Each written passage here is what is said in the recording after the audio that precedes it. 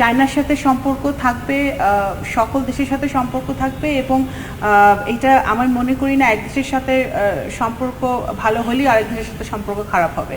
আমাদের লক্ষ্যটা হচ্ছে যে সব দেশের সাথে ভালো সম্পর্ক রেখে আমাদের দেশের স্বার্থটা আমাদের হাসিল করা।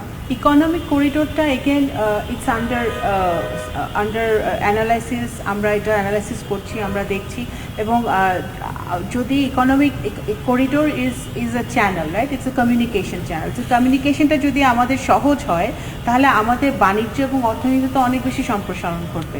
তো সেটার কোনো জটিলতা আছে নাকি, কোনো সমস্যা আছে নাকি, সেটা অবশ্যই সংশ্লিষ্ট মন্ত্রণালয়, এটা অনেকগুলো মন্ত্রণালয় এটার সাথে জড়িত, সেই মন্ত্রণালয়গুলো তাদের বিশ্লেষণ করবে, করে সেটা ফাইনাল সিদ্ধান্ত নেবে।